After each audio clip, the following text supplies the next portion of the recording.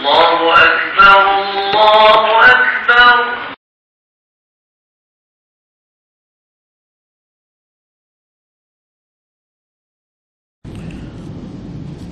Assalamualaikum warahmatullahi wabarakatuh. Bismillahirrahmanirrahim. Alhamdulillahi rabbil alamin. Wassalatu wassalamu ala asyrafil anbiya'i wal mursalin wa ala alihi wa sahbihi ajma'in. Allahumma 'allimna ma yanfa'una wanfa'na bima 'allamtana. Allahumma faqihna fid din wa 'allimna at-ta'wil wa zidna 'ilman ya rabbal alamin. Subhanaka la 'ilma lana illa ma 'allamtana innaka antal alimul hakim wa la haula wa la quwwata illa billah. Alhamdulillah, syukur kita pada Allah SWT. Malam ni dapat lagi kita menyambung seri kuliah kitab Al-Lu'lu' Wal-Marjan, Kitab Az-Zakah, bab yang ke-8. Babu taghlizi uqubati man la yu'addi zakah. Ini bab beratnya hukuman kepada orang yang tidak menunaikan zakat.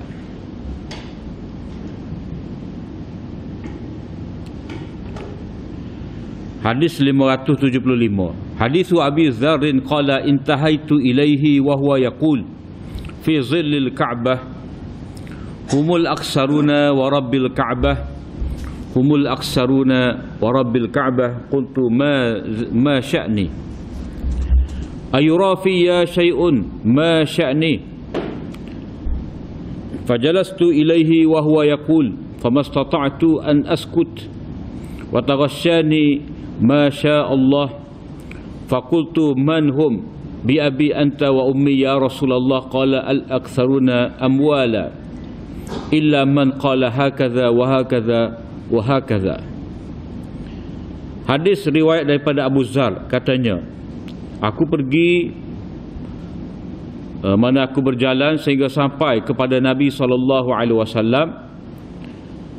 dan baginda bersabda di bawah naungan Kaabah.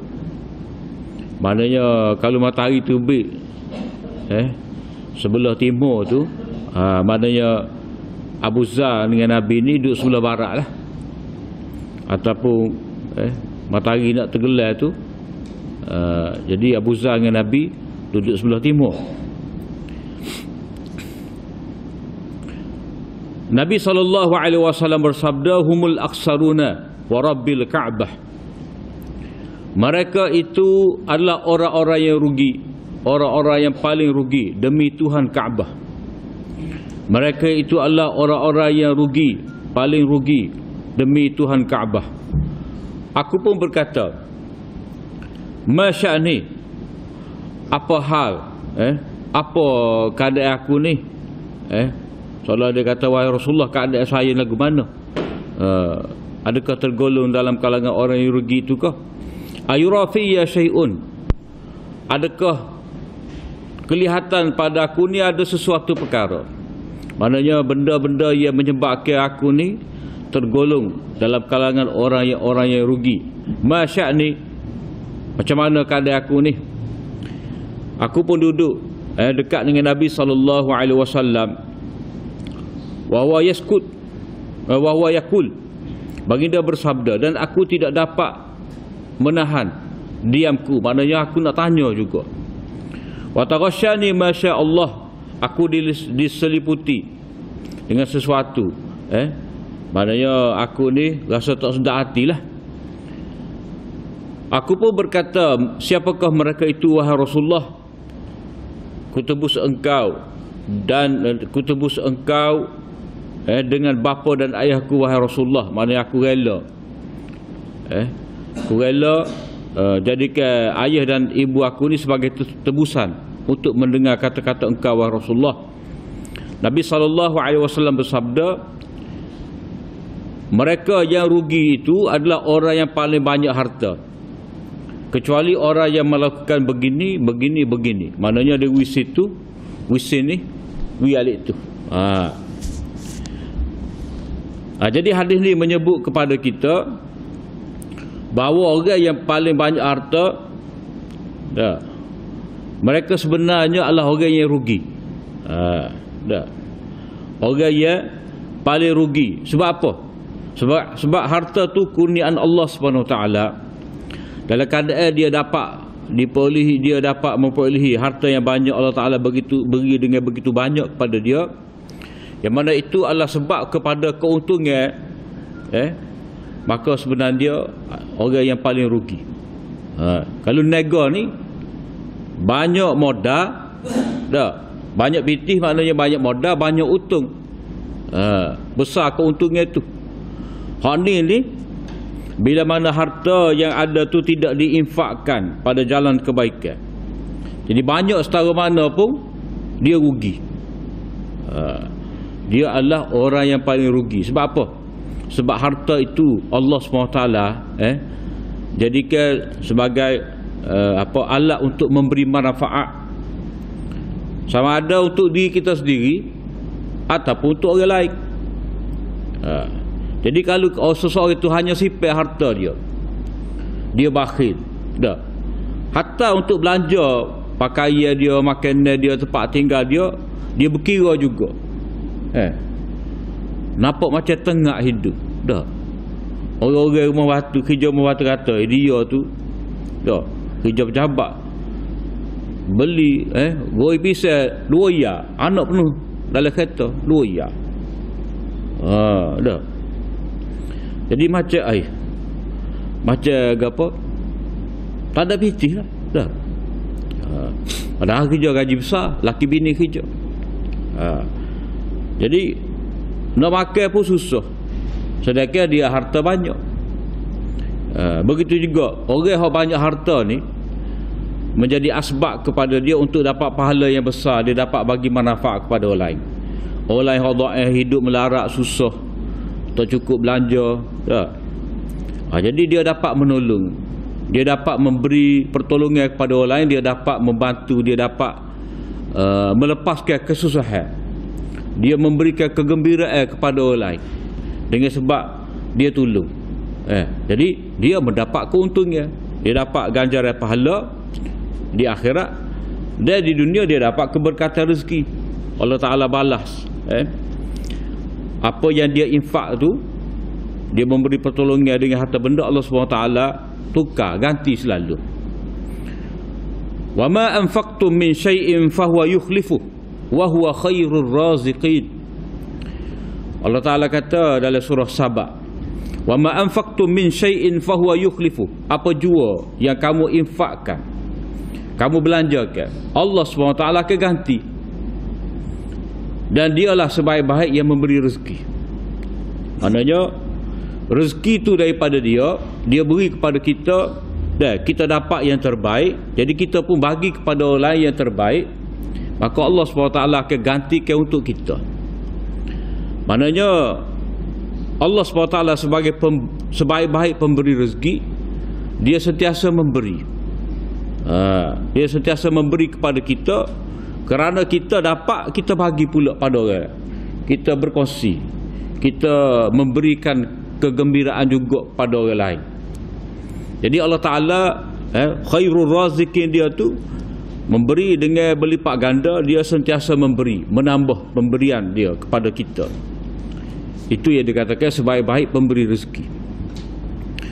Jadi dalam hadis ni Nabi SAW kata, orang-orang yang banyak harta itulah orang yang paling rugi. Paling rugi. Jadi Nabi SAW tidak kata orang yang paling untung. Orang yang banyak harta ni adalah orang yang paling untung, tidak. Orang yang paling banyak harta ni, dia boleh jadi orang yang paling rugi. Dah. Kalau dia simpan, duduk beku gitu duit, tak ada juga. Duduk bawah mari dia, duduk dalam bawah lembek dia, duduk dalam sarung bata dia, tak jadi. Kalau dia buh dalam bank, dah amanah saya kau apa? Boleh kira. Sebab kerajaan dapat guna duit dia tu. Dia buh dalam tabung haji ke amanah saya, dah dia simpan dalam bank. Jadi dia memberi modal lah. Bank ni benar tak ada biti juga. Kalau pakak waktu pitih daripada dia, tak ada pitih dia tu. Ada tapi kita cuma banyak sikit tu je. Dah. Jadi itu panggil cara mudarabah. Cara mudarabah. Jadi bank ni kita letak pitih kita dalam tu, dia guna wak nego. Jadi kalau semua orang ni simpan sendiri pitih tanah dah tak mana-mana tak ada beku kekayaan. Jadi Islam tak sel lagu tu.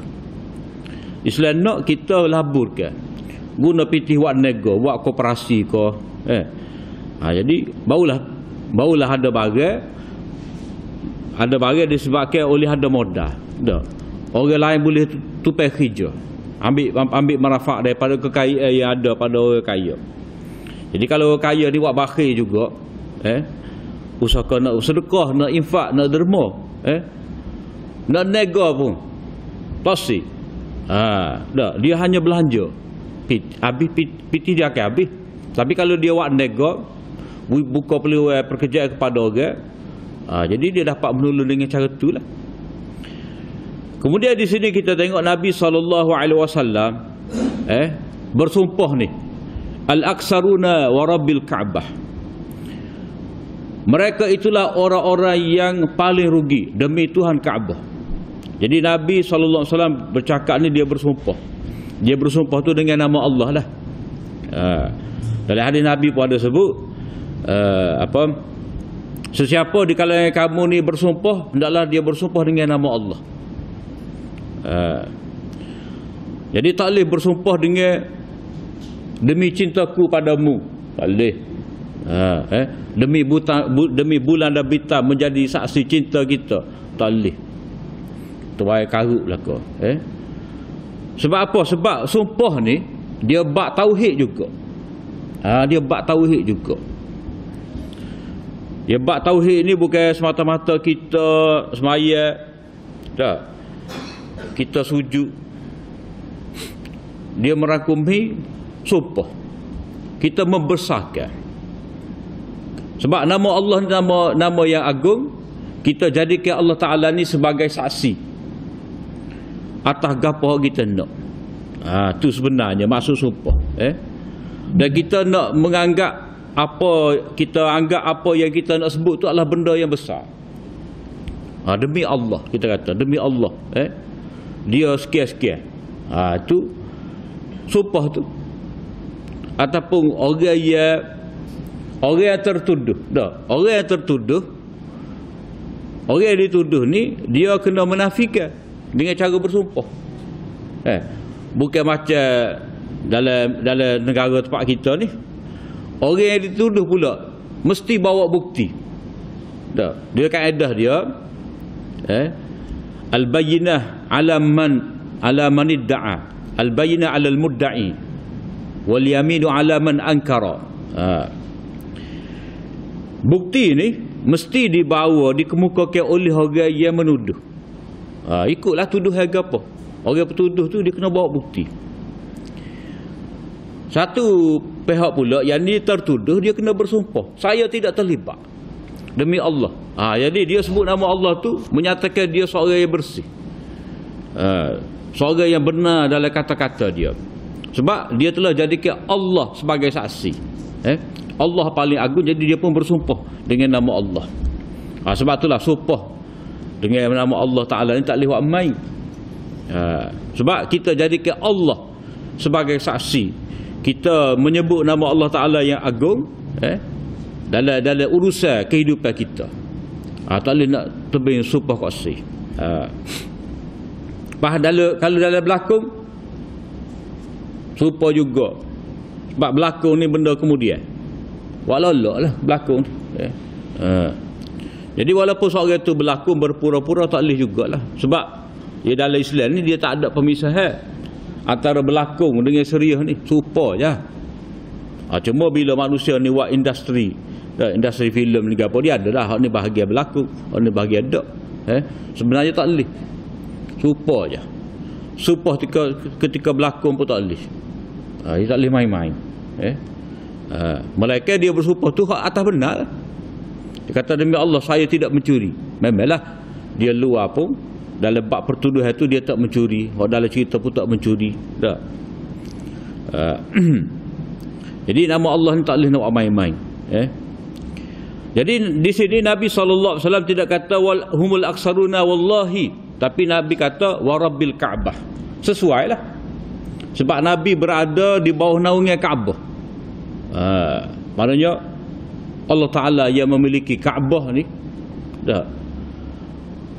Aku jadikan saksi, aku agungkan nama Allah Ta'ala dengan menyatakan bahawa orang-orang ni, yang ni orang yang paling banyak harta, bila mana mereka tidak infak di jalan Allah, maka mereka itulah orang-orang yang paling rugi.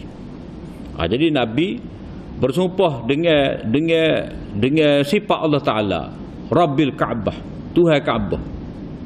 Sebab itulah kita kena faham, Ka'bah yang kita hadap ni, Ka'bah tu bukan kita sembah, tetapi adalah rumah Allah Ta'ala. Allah Ta'ala Rabb yang memiliki Ka'bah ni. Cuma Ka'bah ni dia jadi pusat lah, ataupun syiar.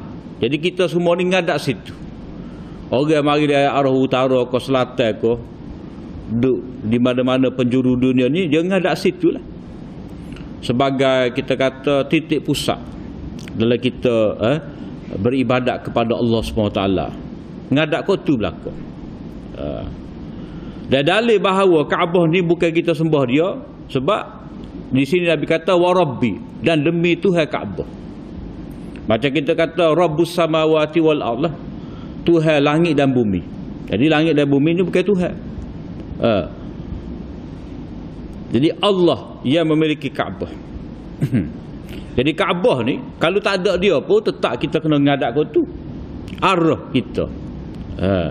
Jadi arah ni kita kena tahulah, dia bukan benda tu sendiri, arah.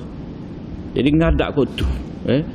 Jadi Allah Ta'ala tu dia Allah SWT kita sembah dia tu tak, dalam keadaan kita tak nampak dia, cuma dijadikan untuk kita ni Kaabah sebagai simbol ataupun syiar, simbol penyatuan, simbol tauhid. Kemudian di sini juga kita boleh nampak macam mana sahabat Nabi SAW Abu Dzar Al-Ghifari ni, bila Nabi kata lagu ni pada dia, dia main rasa takut. Dia rasa Nabi tuju ke dia. Tak. Jadi orang yang berjuru, tak, orang yang ada takwa, takut kepada Allah SWT, kalau dia baca mana-mana ayat, mana-mana hadis, ada amaran Allah Ta'ala, ancaman Allah Ta'ala, dia nampak, dia rasa tuju ke dia lah. Itu hak sebetulnya.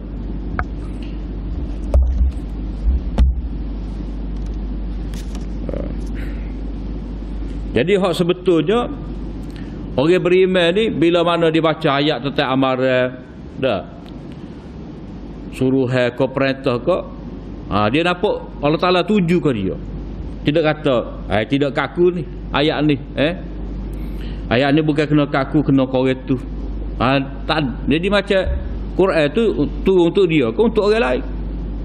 Jadi Abu Dzar ni dia faham Nabi memberi peringatan ni, mana tu tak tuju ke orang lain dah. Dia lah, muka dia seorang ada situ.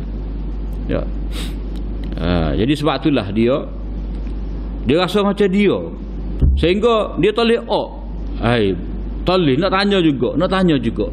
Walaupun kalau kiranya Nabi ni jawab selalu dah, tapi Nabi tak jawab, Nabi ulang lagi, humul aksaruna dah, dia pun tanya lagi, Nabi pun kata lagi humul aksaruna. Lama-lama tak boleh dia pun tanya juga, maka Nabi pun beritahulah kepada dia. Itu jiwa sahabat ni, bila Nabi tuju, Nabi sebut sesuatu perkara yang penting, perkara yang besar, dia rasa kena atas batai hidung dia. Itu sikap sepatutnya ada pada orang beriman. Kemudian hadis berikut, hadis Abu Dzar radhiyallahu anhu qala intahaitu ila Nabi sallallahu alaihi wasallam qala wallazi nafsi biyadihi wallazi la ilaha ghairuh atau kama halafa ma min rajulin takunu lahu ibilun aw baqarun aw ghanamun la yuaddi haqqaha illa utiya biha yawmal qiyamah a'zama ma takunu wa asmanah tata'uhu bi akhfafiha wa tanhatuhu bi quruniha kullama jazat ukhraha ruddat alaihi ulaha hatta yuqda bainan nas. Ni hadis cerita lain pula.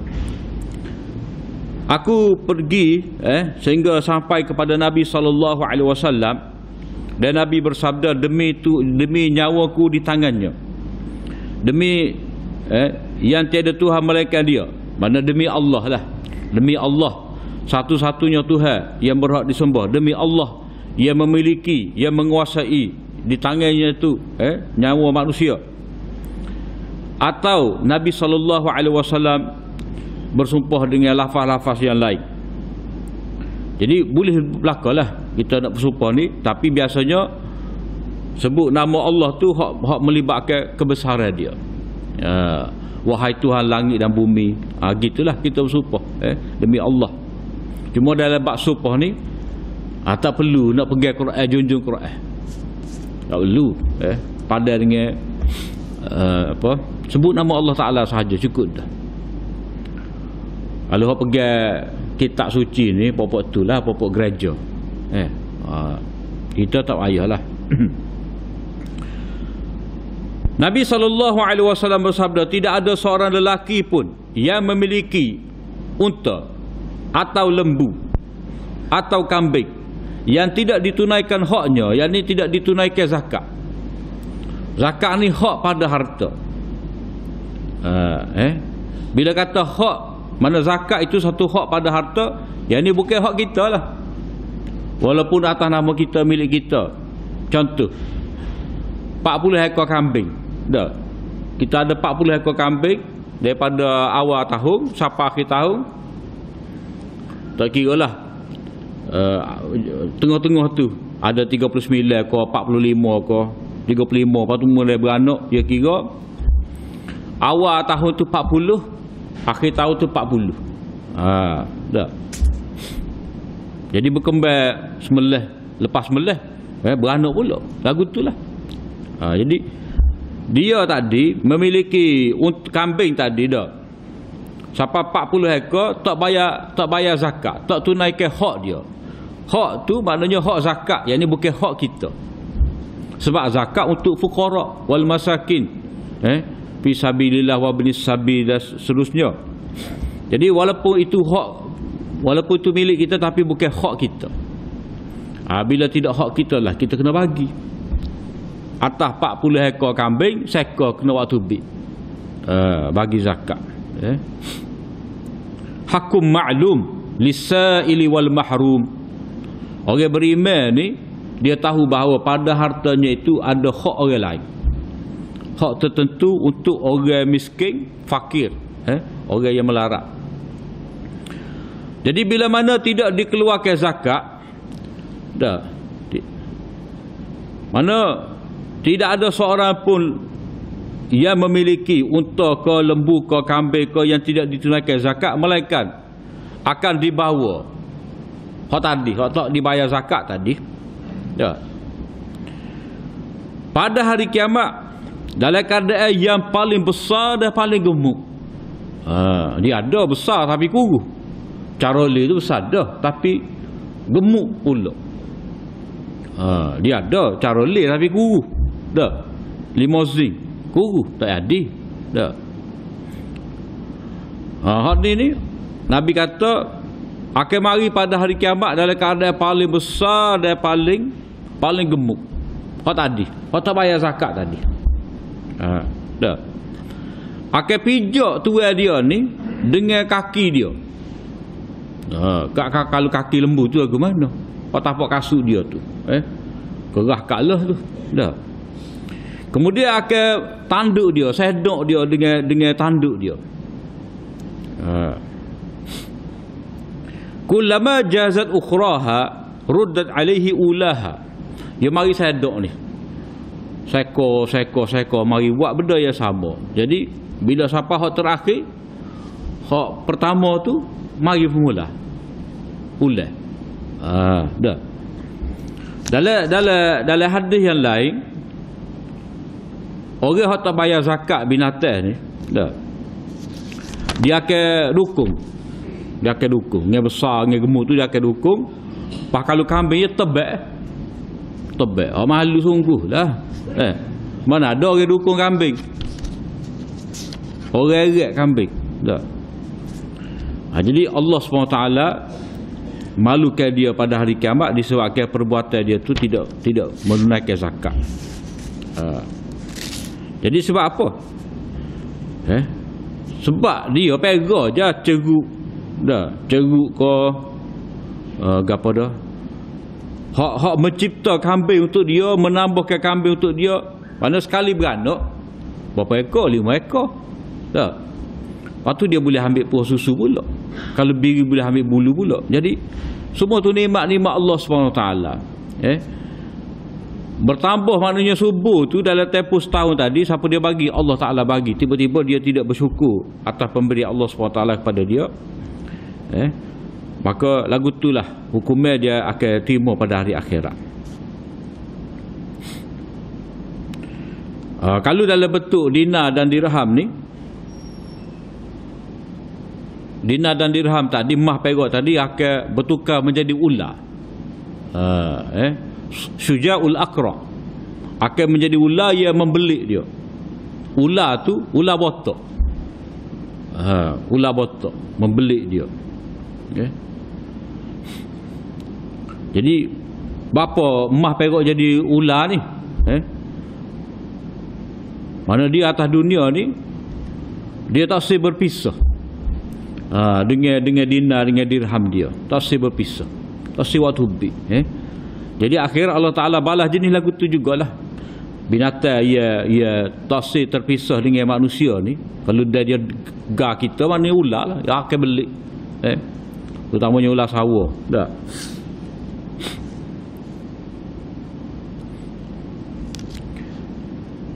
Hatta yuqda bainan nas, sehingga diselesaikan. Yakni perhitungan hisab. Mana benda ni berlaku di pada mahsyar. Pada mahsyar lagi ada dah bentuk hukum dah. Sepatutnya tempat hisab ni bagi kira-kira lah. Tapi hak ni dah ada dah hukumnya terhadap orang tidak mau membayar zakat. Dia binatang ni akan pijak dia dengan tanpa ada belah kasihan. Dah. Sebab apa? Sebab atas dunia tu dia tak ada simpati. Tak sedih pun tengok orang fakir miskin susah, hidup melarat. Dia tak ada rasa simpati. Hati dia keras. Maka sebab itulah Allah Ta'ala balas. Dia ni dipijak, ditanduk oleh binatang peliharaan dia sendiri. Kemudian babu taghribi fi sadaqah, bab galakkan membayar zakat, membayar sedekah. Hadis Abi Dzar qala kuntu amshi ma'an Nabi sallallahu alaihi wasallam fi harratil madinati isya'a istaqbalana Uhud faqal ya Aba Dzar ma uhibbu anna Uhudan li dhahaba ya'ti alayya laylatun aw thalathun indi minhu dinarun illa arsuduhu lidainin illa an aqula bihi fi ibadillahi hakadha وهكذا وهكذا وأرانا بيده ثم قال يا أبا ذر قلت لبيك وسعديك يا رسول الله قال الأكثرون هم الأقلون إلا من قال هكذا وهكذا ثم قال لي مكانك لا تبرح يا أبا ذر حتى أرجع فانطلق حتى غاب عني فسمعت صوتا فخشيت أن يكون عرض لرسول الله صلى الله عليه وسلم فأردت أن أذهب ثم ذكرت قول رسول الله صلى الله عليه وسلم لا تبرح فمكثت قلت يا رسول الله سمعت صوتا خشيت أن يكون عرض لك ثم ذكرت قولك فقمت فقال النبي صلى الله عليه وسلم ذاك جبريل أتاني فأخبرني أنه من مات من أمتي لا يشرك بالله شيئا دخل الجنة قلت يا رسول الله wa in zana wa in saraqa qala wa in zana wa in saraqa. Kata Abu Dzar, aku berjalan bersama dengan Nabi SAW di kawasan Harrah Madinah pada waktu Isyak. Padanya aku berjalan dengan Nabi SAW melalui Harrah ni kawasan yang ada batu hitam. Kawasan itu batu hitam. Dalam syarah hadis kata bahagian ni terletak di utara Madinah. Jadi ada lagi kau tak tahu kawasan batu hitam ni. Jadi kami menuju ke Uhud. Istaqbalana Uhud. Maknanya hadapan kami tu bukit Uhud, gunung Uhud. Kata Nabi SAW, wahai Abu Dzar, aku tak suka. Maknanya bukan aku gembira sangat.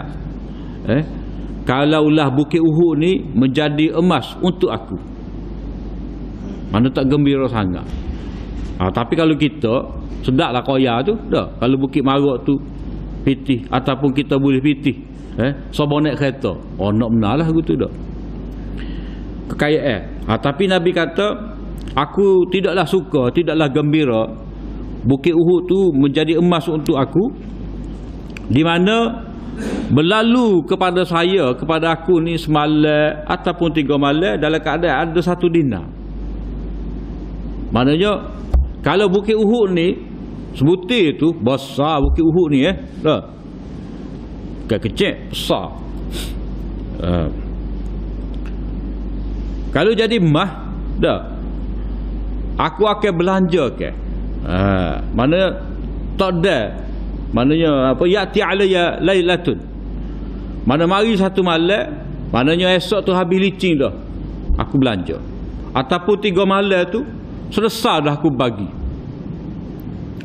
Maknanya Nabi SAW ni dah, kalau dia ada harta dia akan habis. Dia akan habis. Maknanya tak ada semalam tak ada 3 malam mereka habis dibelanjakan. Kecuali 1 dinar aku simpan untuk bayar hutang. Dah. Illa kecuali aku akan buat lagu ni untuk hamba-hamba Allah. Maknanya wisin ni, wisin tu, wisin ni. Maknanya kalau ada dinar sebesar bukit Uhud tu, habis aku belanja. Bagi untuk hamba-hamba Allah. Kecuali dinar aku nak bayar hutang. Maknanya di sini sifat yang ada pada Nabi SAW ni, dia tak suka mana dengan kekayaan, melainkan kekayaan itu dia guna untuk hamba Allah Ta'ala. Tidak boleh mentaka kita usaha ni aku dah menak kerja diri lah tak boleh. Sebab apa? Sebab kita naik pun, kita kaya pun disebab orang juga. Kalau seorang peniaga token dia buat agah, sombong dengan customer dia, lari dah. Pekerja dia lewat bayar gaji ke, payah nak beri bonus ke, dah. Tak ada litah langsung kebajikan untuk pekerja dia, lari dah. Maka sebab itulah dia tak boleh nak agah. Sebab harta-harta Allah Ta'ala, cerdik Allah Ta'ala bagi pada dia dah. Orang mari beli kedai dia dah, siapa dia boleh urus perniagaan dia? Bukan dia juga, orang lain juga tolong dia. Jadi sebab itulah manusia ni dia kena fikir hamba-hamba Allah Ta'ala ada sekeliling, sekelalan dia tu. Sama ada fakir miskin itu sendiri ataupun orang yang menolong dia dapat kekayaan. Jangan dia lupa. Kemudian di sini Nabi SAW memberi peringatan, nak buat kebajikan pun hutang kena bayar. Ada jenis orang ni suka derma buat kebajikan, tapi hutang tu dia tak ingat hutang. Hutang tu kena beringat. Jangan lupa hutang kena bayar. Jadi Nabi SAW sebut tadi nak bagi situ bagi sini. Abu Dzar kata Nabi tunjuk dengan tangan, mana sungguh Nabi kata ni bagi situ bagi sini. Dah untuk orang tu, untuk orang ni. Kemudian Nabi SAW bersabda, wahai Abu Dzar. Abu Dzar pun berkata labbaika wa sa'daika. Labbaika ni nak haji dah ni. Labbaika maknanya aku menyahut seruan engkau berkali-kali. Maknanya aku sentiasa bersedia untuk menyambut panggilan engkau sekali lepas sekali. Sebab labbaika ni kalau kita belajar bahasa Arab, dia musanna. Musanna ni maknanya berkali-kali. Asal makna musanna 2 kali. Jadi kalau kita terjemah sekali lepas sekali, 2 kali lah. Kalau kita terjemah lagi, maknanya berkali-kali, sentiasa bersedia untuk menyahut panggilan setiap kali dipanggil. Maka sebab tu labbaika ni, kalau haji labbaika ni maknanya aku telah sambut panggilan, mana siapa ada kita. Sebab kita kata labbaika ni bila pakai kain ihram dah, maknanya kita dalam keadaan nak buat haji ataupun nak buat umrah dah. Jadi pada ketika itu memanglah kita sambut panggil Allah Ta'ala. Tapi dengan makna labbaika ni maknanya sekarang ni aku telah sambut panggilan engkau, aku siapa ada sini, dan aku akan bersedia untuk sambut panggilan engkau akan datang. Tak kira lah tahun depan ke, tahun depan lagi ke, dia kena ada tu. Sentiasa bersedia menyambut panggilan Allah SWT. Wasa'daik, maknanya aku sentiasa bertuah dapat menyahut panggilan engkau. Maknanya kalau kita ni dapat pergi haji ke, dapat pergi umrah, kita rasa bertuah.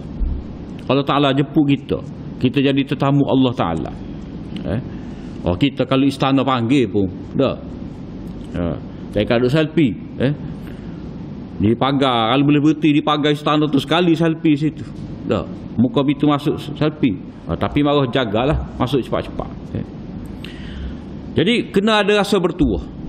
Jadi sahabat ni bila Nabi SAW panggil dah, sahabat kata labbaika wa sa'daika, aku rasa bertuah, aku sentiasa menyahut panggilan engkau, aku sentiasa bertuah. Ataupun dengan arti aku bersedia. Labbaika tu aku menerima panggilan, aku bersedia untuk buat apa yang akan diarah. Itu makna labbaika. Sebab apa? Sebab dia ada ayat Quran ni, ya ayyuhallazina amanu stajibu lillahi walir rasuli idza da'akum lima yuhyikum. Wahai orang-orang yang beriman, bila mana Allah ya ayyuhallazina amanu stajibu lillah, wahai orang-orang yang beriman, sahulah seruan Allah dan Rasulnya itu bila mana Allah dan Rasul panggil kamu kepada sesuatu yang memberi kehidupan kepada diri kamu, kepada jiwa kamu. Maknanya benda hak Nabi panggil kita, ayat-ayat Al-Quran yang Allah SWT suruh kita dengan sebut ya ayuhan nas ka, ya ayuhal insan, ya ayuhallazina amanu. Maknanya ada perintah-perintah yang dapat menjamin kehidupan kita, yang dapat memberi ruh dalam jiwa kita, memberi kehidupan untuk kita, kehidupan yang bererti dunia dan akhirat. Sebab itulah sahabat-sahabat ni dia kata labbaika, aku menyahut seruan engkau. Jadi Nabi SAW kata orang yang paling ramai nanti ialah mereka yang paling sedikit. Orang yang paling banyak, orang yang paling banyak itu adalah orang yang paling sedikit. Maknanya orang yang paling banyak harta, mereka itu sebenarnya orang yang paling sedikit. Sedikit harta. Harta banyak mana pun ukuran dia kira hak mana hak tubik. Hak mana belanja masuk dengan hak tubik. Jadi semata-mata masuk ni banyak, tubik tu sikit tak jadi. Kita dapat banyak, keluar pun kena banyak juga, barulah masuk semula tu lebih banyak. Tu sifat infak. Sifat infak ni kita tak faham mana. Sebab apa? Sebab syaitan ada sama duk bisik. Asy-syaitanu ya'idukumul faqr. Syaitan tu memberi ancaman kepada kamu fakir ni kalau kamu duk sedekah derma. Wallahu ya'idukum. Allah Ta'ala janjikan untuk kita ni penggandaan dan keampunan. Jadi kalau boleh faham hak ni, infak tu menambahkan harta, infak tu tidak menyebabkan kefakiran, maknanya kita faham hikmah. Kita jadi orang yang bijaksana. Jadi banyak pada masuk, maka lebih banyak pada keluar dah. banyak, masuk dengan banyak, maka kena keluar, barulah masuk pula dengan lebih banyak lagi. Itu sipir. Sipir infak ni. Sebab apa? Sebab Allah Ta'ala akan gantikan. Ayat kita baca tadi, wa ma anfaqtum min syai'in fa huwa yukhlifuh. Apa jua yang kamu belanjakan, Allah SWT akan gantikan. Jadi orang yang paling banyak itulah adalah orang yang paling sedikit harta. Illa man qala hakaza wa hakaza. Mereka orang yang bagi situ, bagi sini. Thumma qala li. Kemudian Nabi kata pada aku, makanaka, duduk sini. Hendaklah kamu ilzam makanaka, duduk sini. Jangan pergi ke mana-mana. La tabrah, jangan kamu meninggalkan tempat ini wahai Abu Dzar sehinggalah aku kembali. Jadi Nabi pun pergi sehingga aku tak nampak. Malam ni. Kemudian aku mendengar satu suara, aku bimbang. Ada sesuatu yang berlaku kepada Nabi SAW. Jadi aku pun nak pergi tengok. Kemudian aku teringat pesanan Nabi SAW tadi supaya jangan pergi. Aku pun duduk di situ lagi. Kemudian bila Nabi balik tu, aku pun kata, wahai Rasulullah, aku dengar satu suara. Aku bimbang sesuatu tu telah berlaku pada engkau. Kemudian aku teringat kata-kata engkau. Itu taat sahabat pada Nabi. Walaupun benda ni dia tak ada sangkut paut dengan amal ibadat. Cuma Nabi kata duduk sini lah. Jadi kalau benda hak tak ada sangkut paut dengan ibadat ni, sahabat boleh taat. Apatah lagi benda dalam bab ibadat. Sahabat lebih lagi taat. Nabi kata itu adalah Jibril. Jibril mari. Jadi Jibril ni mari jumpa dengan Nabi nak menyampaikan wahyu lah. Jadi Nabi bersabda, Jibril mari memberitahu kepada aku bahawa sesiapa di kalangan umat aku ni yang mati dalam keadaan tidak syirik kepada Allah SWT dengan apa sesuatu pun, dia pasti masuk syurga. Hadis ni kita jumpa dah dalam Kitabul Iman dahulu. Siapa-siapa yang mati dalam keadaan tidak syirik kepada Allah Ta'ala, dijaga iman dia, maka dia pasti masuk syurga. Abu Dzar kata, wa in zana wa isaraqa. Adakah dia pasti masuk syurga juga kalau sekiranya dia berzina, dia mencuri? Nabi kata sekalipun dia berzina, sekalipun dia mencuri. Mana yang apa? Rahmat Allah Ta'ala, keampunan Allah Ta'ala ni maha luas. Lebih luas lagi daripada kejahatan yang dilakukan oleh hamba dia. Jadi Allah Ta'ala dia nak menzahirkan sifat maghfirah dia, keampunan dia. Mana dia tak kisah orang yang buat salah gapo ni, dah dia boleh memaafkan. Cuma kena ingatlah hadis ni dia tak boleh baca kat sel, kena faham molek. Hadis ni nak menyatakan seseorang itu walaupun banyak dosa-dosa yang telah buat, dia kena ingat rahmat Allah Ta'ala, keampunan Allah Ta'ala tu lebih luas lagi daripada banyaknya dosa dia. Bukan kata kalau dia boleh buat dosa kita. Tak.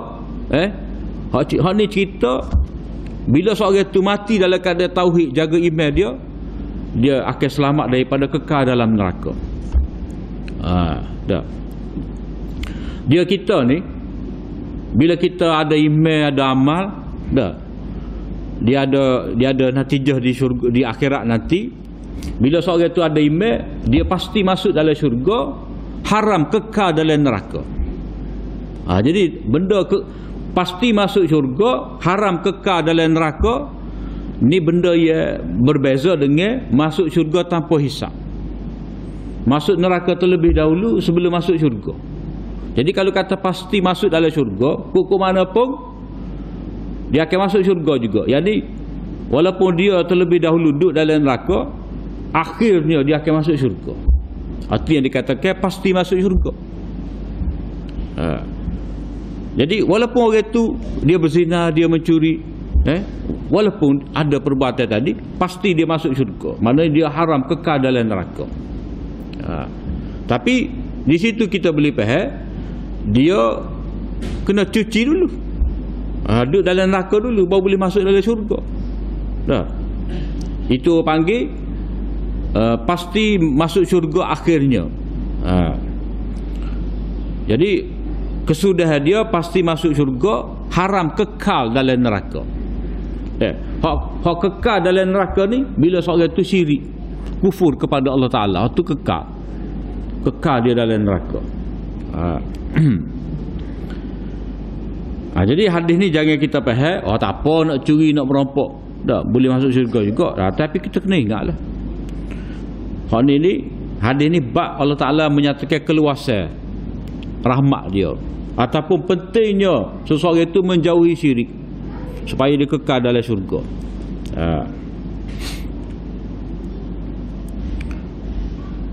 Kemudian ada satu lagi tu lebih kurang tu juga, insyaAllah kita akan sambung pada minggu akan datang. Apa yang baik dari Allah SWT, apa yang kurang itu daripada kelemahan hamba. Aku liqauli hadza wa astaghfirullah li wa lakum. Assalamualaikum warahmatullahi wabarakatuh.